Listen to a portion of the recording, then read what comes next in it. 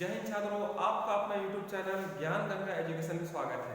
आज हम पढ़ने जा रहे हैं बीएड अंतिम वर्ष के अंतर्गत विषय है सामाजिक अध्ययन या सामाजिक विज्ञान अध्ययन 2। तो ये पढ़ रहे थे कल हम सामाजिक विज्ञान की अर्थ, परिभाषा, विशेषता इत्यादि को जाना। तो आइए हम जानते हैं आज भारत में सामाजिक अध्ययन की आवश्यकता। तो ये सभी जानते हैं कि भारत में हम बच्चों को जो सामाजिक विज्ञान अध्ययन या सामाजिक विज्ञान हम पढ़ा रहे हैं, है ना, तो पढ़ाने की आवश्यकता क्यों है। आइए हम उसी को समझते हैं कि बालकों को जो विद्यालय में हम सामाजिक अध्ययन या सामाजिक विज्ञान सब्जेक्ट पढ़ाते हैं तो उनकी आवश्यकता क्यों है। तो आइए हम उसी को समझने का प्रयास करते हैं। तो पहला है प्रजातांत्रिक शासन व्यवस्था। प्रजातांत्रिक शासन व्यवस्था, भारत जब आजाद नहीं हुआ था इसके पहले राजतंत्रीय व्यवस्था था, अर्थात शासन था वह केवल राजाओं के हाथों में था। जैसे ही आजाद हुआ हमारा देश का संविधान बना, संविधान में अनेक प्रकार के नियम उल्लेखित किए गए हैं, अनुच्छेद उल्लेखित किए गए हैं। उन नियमों के आधार पर कह सकते हैं कि भारत में प्रजातांत्रिक शासन व्यवस्था की नींव संविधान से ही रखा गया। तो भारत के लोगों के अंदर, है ना, प्रजातांत्रिक भावना डालने के लिए, अर्थात प्रजातांत्रिक गुण पैदा करने के लिए सबसे पहले विद्यालय में उनको सामाजिक अध्ययन या सामाजिक विज्ञान विषय पढ़ाया जाए, ताकि पहले से ही अर्थात बचपन से बालक के अंदर प्रजातांत्रिक गुणों का विकास हो सके। इन्हीं उद्देश्यों को लेकर के भारतीय संविधान में प्रजातांत्रिक मूल्यों को भी रखा, है ना। एक प्रजा होने के नाते हमारी मूल्य क्या है, हमें लोगों के प्रति सम्मान, द्वेष, है ना, द्वेष नहीं रखना चाहिए, सम्मान रखना चाहिए, है। तो इन सारे बातों का उल्लेख किया गया है। साथ ही साथ कहा गया है कि प्रजातांत्रिक शासन व्यवस्था, है ना, प्रजातांत्रिक शासन व्यवस्था अर्थात जनता का शासन कुल मिलाकर कहे तो आज हमारे देश में जनता द्वारा व्यक्तियों को चुना जाता है, किसी व्यक्ति को चुना जाता है और वह जनता पर क्या करता है, शासन करता है ना। तो वह जो हम चुने हैं, है ना, वह व्यक्ति हमारे अधिकार के लिए लड़े, हमारे लिए काम करे, हमारे सुख दुख में साथ दे, या कहे कि एक अच्छा वातावरण तैयार करे, सामाजिक व्यवस्था का निर्माण करे जिसमें सबका भला हो, किसी एक व्यक्ति का भला न हो। इस प्रकार इसमें कहा गया है कि प्रजातांत्रिक शासन की स्थापना के लिए हमें सामाजिक अध्ययन पढ़ना चाहिए, ठीक है। और सामाजिक अध्ययन के अंतर्गत मुख्यमंत्री के चुनाव कैसा होता है, प्रधानमंत्री का चुनाव कैसा होता है, राष्ट्रपति के चुनाव कैसा होता है, यहाँ तक कि सरपंच, पार्षद जो कुछ भी है उनका चुनाव कैसा होता है, हम इन सब को पढ़ करके प्रजातांत्रिक भावना का विकास विद्यार्थी के अंदर करा सकते हैं। तो ये हो गया आपका प्रजातांत्रिक शासन की स्थापना। नेक्स्ट आइए औद्योगिक प्रगति एवं वैज्ञानिक आविष्कारों का प्रभाव। अब देखिए, मान लीजिए हम सामाजिक अध्ययन पढ़ेंगे और सामाजिक अध्ययन के अंतर्गत अनेक प्रकार के औद्योगिक क्षेत्र के बारे में भी पढ़ते हैं, ठीक है, कि वहाँ का क्षेत्र कैसा है और निर्माण कार्य कैसे हो रहा है। तो सामाजिक अध्ययन के माध्यम से औद्योगिक प्रगति हो सकती है और वैज्ञानिक आविष्कारों का प्रभाव देखने के लिए मिल सकता है। तो कह सकते हैं कि जैसे बालक बचपन में ही, या कहें कि जो भी मतलब स्तर के अनुसार आगे बढ़ते जाएंगे तो उसमें सामाजिक अध्ययन होना चाहिए, ताकि वो आगे चल करके वैज्ञानिक प्रवृत्ति या वैज्ञानिक सोच पैदा करके वह इस औद्योगिक क्षेत्र में शोध कर सकते हैं। शोध करने के पश्चात और नए नए मतलब व्यवस्था ला सकते हैं, व्यवस्था के साथ साथ नए नए और उद्योगों की स्थापना कर सकते हैं। तो इसलिए दूसरी एक आवश्यकता है कि औद्योगिक प्रगति एवं वैज्ञानिक आविष्कारों का प्रभाव दिखाई देना चाहिए, है ना, सामाजिक अध्ययन के अंतर्गत, है ना। इसलिए, है ना, इसलिए भारत में सामाजिक अध्ययन की आवश्यकता महसूस की गई। ये हो गया आपका दूसरा लाइन। पहला प्रजातांत्रिक शासन की स्थापना और दूसरा है औद्योगिक प्रगति एवं वैज्ञानिक आविष्कारों का प्रभाव। आइए तीसरा है कल्याणकारी राज्य। अब इसके अंतर्गत कल्याणकारी राज्य, तो सामाजिक विज्ञान अध्ययन के अंतर्गत यह आवश्यकता महसूस की गई कि भारत एक प्रजातांत्रिक राज्य है ही, लेकिन कल्याणकारी राज्य अर्थात जो हमारा देश है वो कैसा होना चाहिए, ठीक है। वो कैसा होना चाहिए, उनसे लोगों का कल्याण होना चाहिए, लोगों की आवश्यकताओं की पूर्ति होनी चाहिए, लोगों की अनेक प्रकार की इच्छाओं की पूर्ति होनी चाहिए। इस प्रकार कल्याणकारी राज्य के अंतर्गत संविधान में अनेक प्रकार के अनुच्छेद है, उसमें उस अनुच्छेद में सामाजिक व्यवस्था के बारे में नियम बनाया गया है ना, जिनको कहते हैं कि इन्होंने ये अपराध किया है तो इनको यह सजा होगी, है ना, और ऐसे बच सकता है। मतलब इस प्रकार से अनेक नियम कानून बनाया गया है ना। तो उन नियम कानून के द्वारा ही भारत में लोक कल्याणकारी राज्य की स्थापना हो सकती है। ठीक है, प्रत्येक व्यक्ति सामाजिक विज्ञान के अंतर्गत संविधान के कुछ कुछ अंशों को पढ़ेंगे, जानेंगे, समझेंगे, या कहें सामाजिक नियमों को जानेंगे, समझेंगे, या समाज की आवश्यकताओं को जानेंगे, समझेंगे, तो भारत में लोक कल्याणकारी राज्य की स्थापना हो सकती है। अर्थात हमारा देश पहले से ही कल्याणकारी राज्य रहा है, रही है और रहेगा ही। ठीक है, तो इस प्रकार हम कह सकते हैं कि सामाजिक अध्ययन के द्वारा बालकों के अंदर हम कल्याणकारी राज्य की स्थापना करा सकते हैं। नेक्स्ट आइए समाजवादी राज्य। अब समाजवादी राज्य कहा गया है, हमारी एक पहली परंपरा रही है समाजवादी। हमारा जो पहले जो परिवार आता था वो संयुक्त परिवार हुआ करता था, है ना। संयुक्त परिवार होने के नाते आपसी जो तालमेल तो बहुत अच्छा है, लेकिन आज आधुनिक युग में संयुक्त परिवार विखंडित होने लगा, है ना। आज सामाजिक स्थिति थोड़ा सा अंतर विरोध दिखाई देता है। ठीक है, अंतर विरोध की स्थिति उत्पन्न हो गई है और है भी। तो इस प्रकार कह सकते हैं कि सामाजिक अध्ययन के द्वारा हम समाजवादी राज्य की स्थापना कर सकते हैं। जो पहले था, है ना, जो पहले था उसको और आगे बढ़ा सकते हैं, आगे ला सकते हैं। यह बहुत ही आवश्यक है कि समाजवादी राज्य अर्थात एक समाज से दूसरे समाज के बीच तालमेल होना चाहिए, है ना, उनकी बीच अंतर्द्वंद नहीं होना चाहिए। इस प्रकार कह सकते हैं कि समाजवादी राज्य के द्वारा समाजवादी राज्य स्थापित कर सकते हैं। सामाजिक अध्ययन को पढ़ करके, बालकों को पढ़ा करके हम एक ऐसे अच्छे समाज की स्थापना करा सकते हैं। ये हो गया आपका समाजवादी राज्य। पांचवा ये सर्वोदय तथा ग्राम पंचायत की व्यवस्था। अब यहाँ पर कहा गया सर्वोदय माने सबके लिए। जिस प्रकार सूर्य उदय होता है तो वो सबके लिए उदय होता है, किसी एक व्यक्ति के लिए नहीं होता है। ठीक उसी प्रकार जो सामाजिक अध्ययन है वो सभी के लिए होनी चाहिए। साथ साथ जब लोगों का विकास हो, ठीक है, समाज के लोगों का विकास हो, सभी लोगों अर्थात सभी लोगों का विकास हो, सभी लोगों का उदय हो, ठीक है, तथा ग्राम पंचायत की व्यवस्था हो। अब यहाँ पर ग्राम पंचायत की बात कही गई है। ग्राम पंचायत के द्वारा गांव का विकास होता है, गांव के लोगों का विकास होता है और लोगों के साथ साथ उनकी जो आपसी जो मतभेद है वह भी दूर होता है। इस प्रकार सामाजिक अध्ययन की आवश्यकता के अंदर यह महसूस किया गया है कि सर्वोदय तथा ग्राम पंचायत की व्यवस्था हो, है ना। इसके पहले शायद ग्राम पंचायत की व्यवस्था नहीं थी, लेकिन धीरे धीरे संविधान के अंतर्गत संशोधन किया गया और ग्राम पंचायत की व्यवस्था की गई। और ग्राम पंचायत के अंतर्गत सरपंच, पंच, उप सरपंच इत्यादि लोग होते हैं और ग्राम और समाज के विकास के बारे में कुछ न कुछ सोचते हैं, विचार करते हैं और बालकों के अंदर लोकतांत्रिक भावना का भी विकास करते हैं। तो ये हो गया आपका सर्वोदय तथा ग्राम पंचायत की व्यवस्था।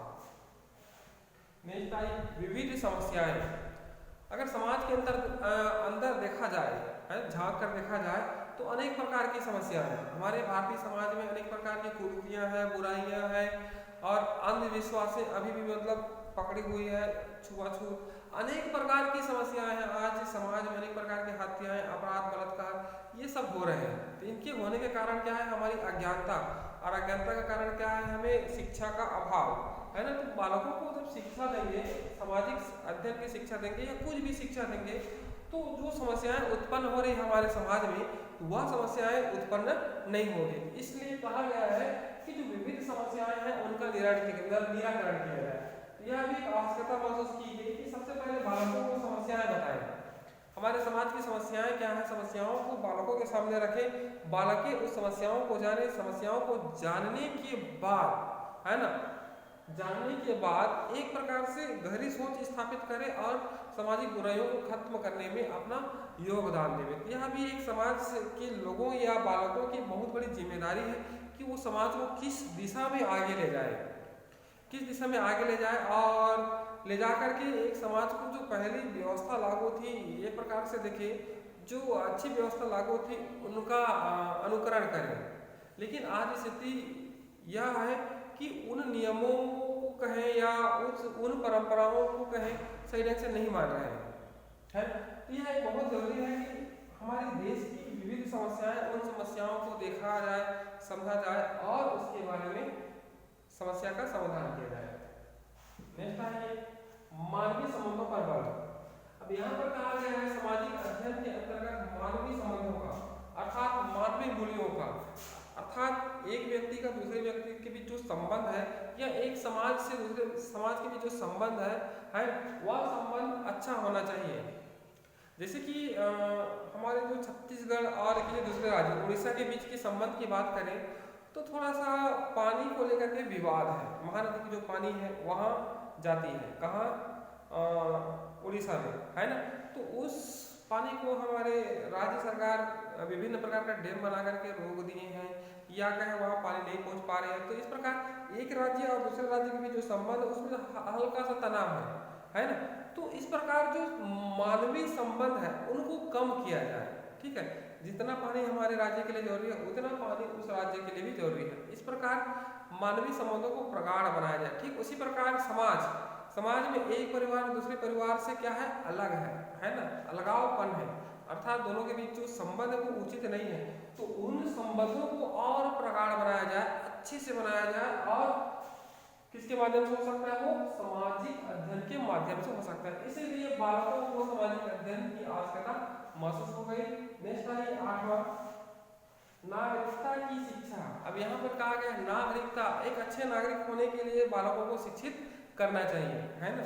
बालकों को नागरिक गुण प्रदान करना चाहिए कि हमारे देश के नागरिक कैसे होना चाहिए, है ना, किस आधार पर आगे बढ़ना चाहिए। तो इस प्रकार कह सकते हैं कि नागरिकता की शिक्षा देना चाहिए, अर्थात अच्छे नागरिक बन सके, कल्याणकारी राज्य की स्थापना कर सके, सामाजिक जो संबंध उसमें तालमेल कर सके। इसलिए यहाँ पर कहा गया है अच्छे नागरिक होने की शिक्षा देनी चाहिए। इसलिए सामाजिक अध्ययन की आवश्यकता महसूस हुई। आइए नेक्स्ट करते हैं सामाजिक परिवर्तन। अब देखिए सामाजिक परिवर्तन होना बहुत ही आवश्यक है ना। जैसे इस प्रकार कहें कि दिन के बाद रात आता है, रात के बाद दिन होता है, तो ठीक उसी प्रकार परिवर्तन पाया जा रहा है। ठीक उसी प्रकार समाज में भी परिवर्तन होना चाहिए। कुछ अच्छे विचारों को क्या करना चाहिए, समाज में उपयोग करना चाहिए, समाज में उसको स्थान देना चाहिए, ठीक है, तब सामाजिक परिवर्तन होगा। और आप तो जानते हैं कि समाज में अनेक प्रकार की बुराइयां अभी भी विद्यमान है ना। तो उन बुराइयों को हम अच्छे विचारों को ला करके, अच्छे संस्कारों को ला करके, अच्छे अनुभवी व्यक्ति के विचारों को ला करके हम जो बुराइयां हैं उनको दूर कर सकते हैं और सामाजिक परिवर्तन ला सकते हैं, ठीक है। और समाज में सामाजिक परिवर्तन होना बहुत ही आवश्यक है। बिना सामाजिक परिवर्तन के हम बालकों के अंदर अच्छे गुणों की कल्पना नहीं कर सकते। इसलिए बालकों को सामाजिक अध्ययन की शिक्षा देना चाहिए। इसलिए सामाजिक अध्ययन की आवश्यकता महसूस हुई है ताकि सामाजिक परिवर्तन आए। और नेहरू जी ने कहा ही है, ठीक है, नेहरू जी ने कहा है कि सामाजिक अध्ययन के द्वारा बालकों में अच्छे गुण, अच्छे विचार, अच्छे संस्कार ये सब आ सकते हैं और सामाजिक परिवर्तन की दिशा में एक नई कदम हो सकती है। इस प्रकार हमारे देश के प्रथम प्रधानमंत्री पंडित जवाहरलाल नेहरू जी ने ऐसा कहा है। और अनेक शिक्षाविदों ने कहा है कि समाज में सामाजिक परिवर्तन कब आएगा, जब हम अच्छे विचारों को लाएंगे, अच्छे ग्रंथों को पढ़ेंगे, है ना, और जो सही है उसको लागू करेंगे, तब हमारे समाज में सामाजिक परिवर्तन आएगा। नेक्स्ट है समस्या का निराकरण। जैसे कि ये कहा गया है ना, समस्या, विभिन्न समस्या, ठीक उसी प्रकार समस्या का निराकरण किया जाए, है ना। सामाजिक अध्ययन की शिक्षा प्राप्त करके हम अच्छे गुणों को ग्रहण करेंगे। ग्रहण करने के पश्चात जो भी समस्याएं समाज में उत्पन्न हो रही है तो उन समस्याओं का हम निराकरण कर सकते हैं। नेक्स्ट है चरित्र निर्माण। यह बहुत ही आवश्यक है ना, यह बहुत ही आवश्यक है कि चरित्र का निर्माण कैसा हो।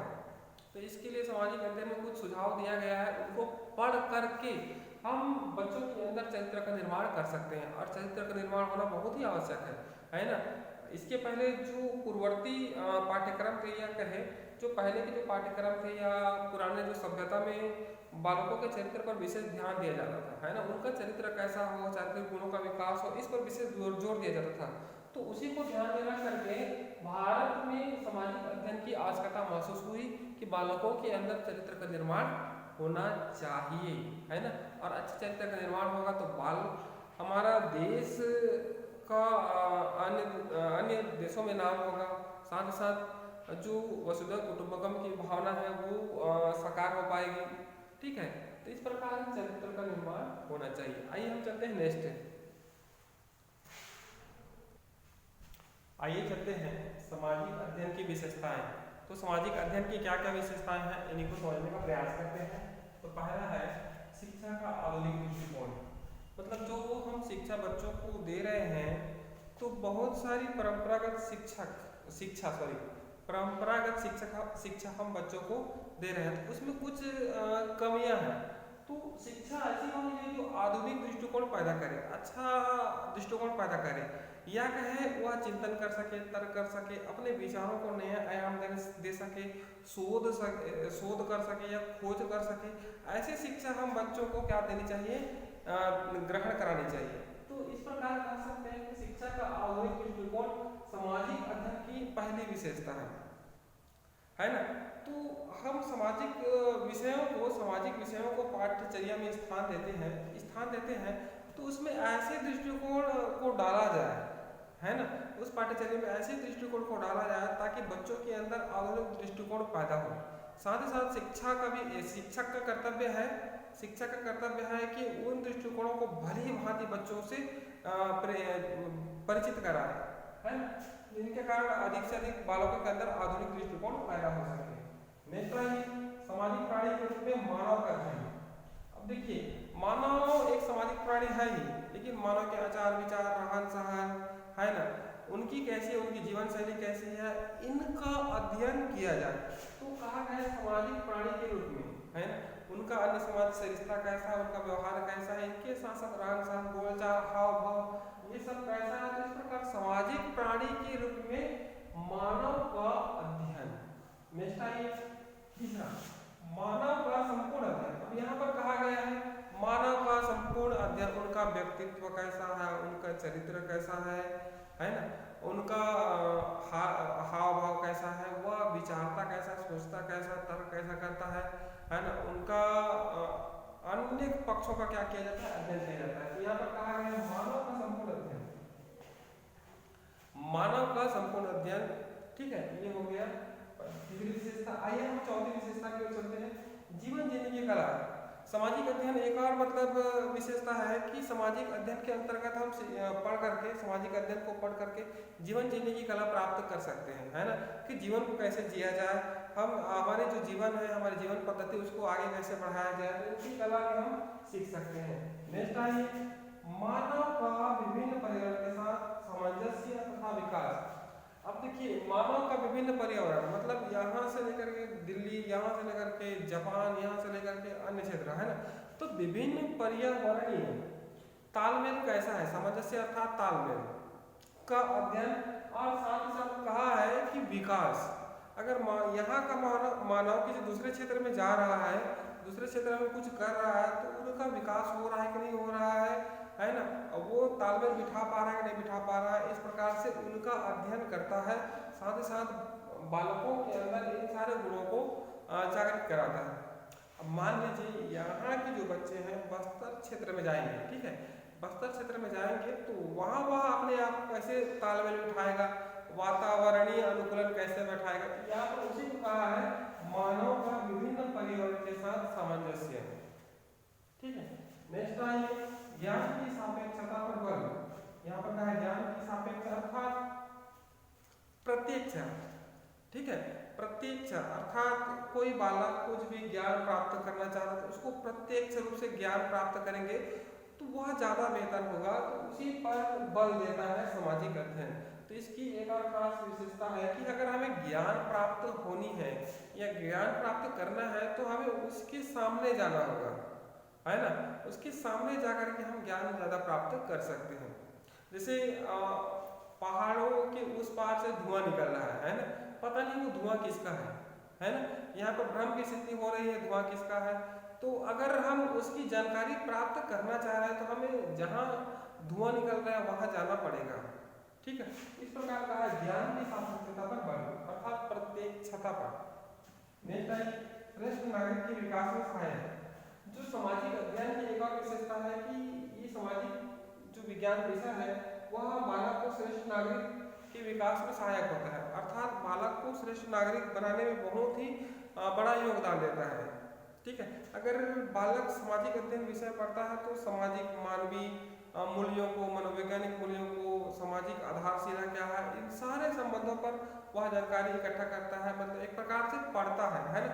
पढ़ करके वह अपने विवेक के अनुसार वह श्रेष्ठ नागरिक बनता है और समाज में एक उच्च स्थान प्राप्त करता है। तो इस प्रकार कह सकते हैं कि सामाजिक अध्ययन की ये विशेषता है। इनके अलावा और भी विशेषता हो सकता है, हम सामाजिक अध्ययन क्यों पढ़ते हैं, है ना। तो पढ़ने के साथ साथ हम जो मानवीय मूल्य है, अंतर्राष्ट्रीय मूल्य है, अंतर्राष्ट्रीय विकास, राष्ट्रीय विकास, राजकीय विकास, सामाजिक विकास, इन सारे पहलुओं के बारे में हम पढ़ते हैं। तो पढ़ने के कारण हमारे अंदर एक अनेक प्रकार के गुणों का विकास होता है। तो उन गुणों के द्वारा ही हम बालकों को, है ना, यह शिक्षा दे करके आने वाले जीवन में अच्छे उपयोगी और अच्छे नागरिक बनाने की कल्पना कर सकते हैं, है ना। जब तक हम सामाजिक विज्ञान के बारे में बच्चों को नहीं पढ़ाएंगे, हम सामाजिक अध्ययन की जानकारी नहीं देंगे तो बालकों के अंदर इन सब गुणों का विकास होना मुश्किल है, ठीक है। इसलिए ये सब गुणों का विकास बहुत ही आवश्यक है और इस प्रकार की सामाजिक अध्ययन की विशेषताएं हैं। आइए चलते हैं नेक्स्ट, आइए चलते हैं सामाजिक विज्ञान के उद्देश्यों को प्राप्त करने में शिक्षक की भूमिका, कि किस प्रकार जो सामाजिक विज्ञान के उद्देश्य हैं उनको प्राप्त करने में शिक्षक की भूमिका क्या क्या होनी चाहिए।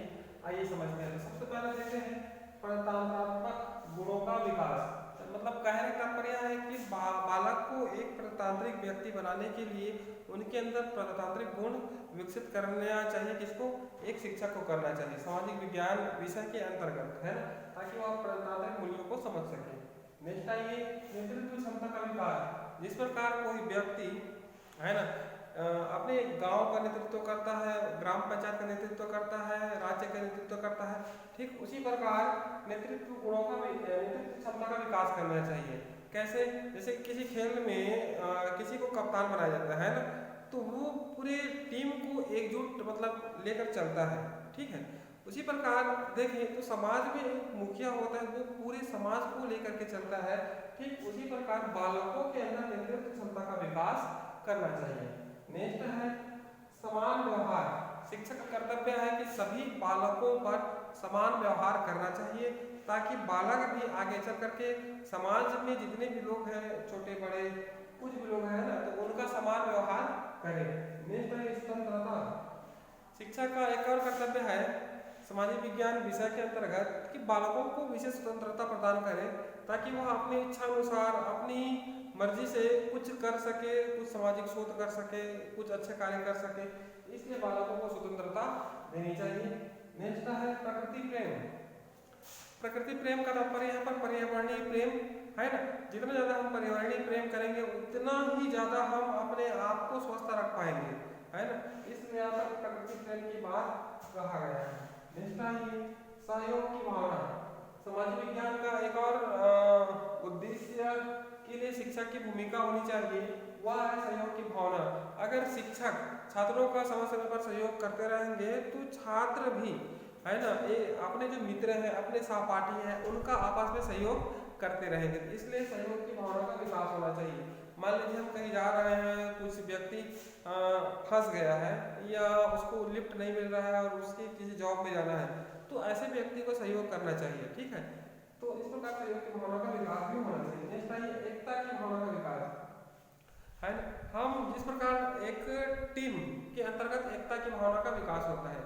अभी आईपीएल चल रहा था, विभिन्न देशों के खिलाड़ी आईपीएल देखने के लिए आए थे, आईपीएल खेलने के लिए आए थे। विभिन्न देशों के खिलाड़ी आईपीएल खेलने के लिए आए थे, लेकिन उनके अंदर ऐसी एकता थी ताकि दूसरे टीम को हरा सके, ठीक है, और दूसरे टीम के बीच ऐसी एकता थी ताकि अन्य टीमों को हरा सके। इस प्रकार एकता की भावना का विकास आईपीएल अभी जो यूएई में हुआ उसमें स्पष्ट रूप से दिखाई दिया, किस प्रकार एकता के द्वारा या संगठन के द्वारा हम दूसरे व्यक्ति को हरा सकते हैं। इस प्रकार एकता की भावना का विकास होना चाहिए।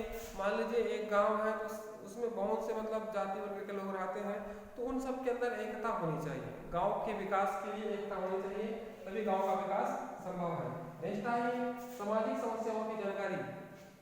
अब शिक्षा का कर्तव्य है कि समाज में अनेक प्रकार की समस्याएं हैं, बुराइयां हैं, उनकी जानकारी दी जाए। ठीक है, जानकारी दी जाए ताकि समस्याओं से परिचित हो पाए बालक। नेक्स्ट है धार्मिक सद्भाव। देखिए हमारे देश में अनेक प्रकार के धर्म है, ठीक है, अनेक प्रकार के धर्म है, हिंदू, मुस्लिम, सिख, ईसाई, जैन, फारसी, अनेक प्रकार के मतलब धर्म निवासरत है। तो एक धर्म का दूसरे धर्म के प्रति आपस में सद्भाव होना चाहिए, प्रेम होना चाहिए, भाईचारे होने चाहिए, उसमें प्रतिद्वंदता नहीं होनी चाहिए, उसमें टकराव नहीं होना चाहिए। इस प्रकार शिक्षा का एक और कर्तव्य है कि समाज को हम अगर अच्छी दिशा की ओर ले जाएं तो धार्मिक सद्भाव पैदा करना भी जरूरी है। नेक्स्ट है उत्तरदायित्व की भावना अर्थात जिम्मेदारी की भावना। बालकों को समय समय पर उत्तरदायित्व की भावना का एहसास कराना चाहिए। जिस प्रकार एक व्यक्ति का परिवार में महत्व होता है, एक अच्छा स्थान होता है ना, उनकी जिम्मेदारियां होती है, ठीक उसी प्रकार एक बालक को भी जिम्मेदारियों का एहसास कराना चाहिए। नेक्स्ट है चरित्र का विकास। अब यहाँ पर कहा है कि एक शिक्षा का कर्तव्य है कि बालकों के चरित्र का निर्माण करें, क्योंकि सामाजिक विज्ञान के उद्देश्य को अगर प्राप्त करना है तो शिक्षा की बहुत बड़ी जिम्मेदारी है कि वो चरित्र का निर्माण करें। ठीक है, बालकों के अंदर अच्छे चरित्र का निर्माण होगा, है ना, तो बालक भविष्य में अच्छे अच्छे पदों पर या अच्छे सामाजिक जगह पर जाएंगे। इसलिए बालकों के अंदर चरित्र का निर्माण होना चाहिए या विकास होना चाहिए। देश प्रेम, अब देश प्रेम तो जानते ही हैं, है ना, देश के प्रति प्रेम होना चाहिए। हमारी देश की एक विशेष प्रकार की व्यवस्था है कि हम अपने देश को विशेष दर्जा देते हैं। ठीक है, एक विशेष स्थान देते हैं, हम अपने देश के प्रति सम्मान की भावना रखते हैं और प्रत्येक 26 जनवरी 15 जनवरी के अवसर पर विशेष कार्यक्रम आयोजित की जाती है जिनके अंदर देश प्रेम की भावना ओतप्रोत होती है। और कहें हमारे जो शहीद हुए हैं, है ना, शहीद हुए हैं, उन व्यक्तियों का सम्मान किया जाता है। और इनके साथ साथ जो बालक है वो सांस्कृतिक कार्यक्रम के माध्यम से उनके अंदर देश प्रेम प्रपुष्टित होती है। ठीक है, तो ये यहाँ जो देश प्रेम की भावना है वो केवल 15 अगस्त और 26 जनवरी तक सीमित नहीं होना चाहिए, इनको लगातार, है ना, जारी रखना चाहिए। तो यहाँ एक शिक्षक की भूमिका है। नेक्स्ट है समस्या का समाधान। हमने इससे पहले बताया कि समस्याओं की जानकारी, ठीक है, ये है समस्याओं की जानकारी। तो 13वां पॉइंट है समस्या का समाधान। तो हमें समस्या की जानकारी होगी तो हम समस्या का समाधान करने का प्रयास करना चाहिए। यह एक शिक्षा की जिम्मेदारी है कि कराना चाहिए, है ना। हमारे समाज में अनेक प्रकार की बुराइयां हैं, अनेक प्रकार की समस्या हैं, तो उन समस्याओं का समाधान करने के लिए एक शिक्षक को बच्चों से राय लेना चाहिए कि यह समस्या है, इस समस्या का निपटारा कैसे किया जाए।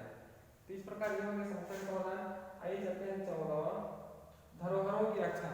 हमारे देश में अनेक प्रकार की धरोहरें हैं, सांस्कृतिक धरोहरें हैं, विरासतें हैं। तो उन विरासतों की रक्षा के लिए शिक्षा का कर्तव्य है कि उनके प्रति प्रेम जागृत करें। ये हमारे लाल किला है, हमारे ताजमहल है, ये हमारे कुतुब मीनार है, ये हमारे मतलब गुफा है, कुतुब सर की गुफा है, इसमें शिलालेख है। इस प्रकार की मतलब जो धरोहर है उनकी जानकारी दी जाए और जानकारी दे करके उनको देश प्रेम की ओर अग्रसर किया जाए। ये हो गया सामाजिक विज्ञान के उद्देश्यों को प्राप्त करने में शिक्षा की या शिक्षक की भूमिका। शिक्षक की भूमिका, तो एक शिक्षक चाहे तो वह कुछ भी कर सकता है, लेकिन वह अच्छे मार्ग की ओर बालकों को ले जाए, तभी हमारे देश, हमारी संस्कृति, हमारी जो परंपरा है उनका अच्छे से विकास हो पाएगा। तो आइए हम ये आपका जो पाठ है यही खत्म हो गया, हम दूसरे दिन से नेक्स्ट पार्ट की ओर चलते हैं। तब तक के लिए जय हिंद।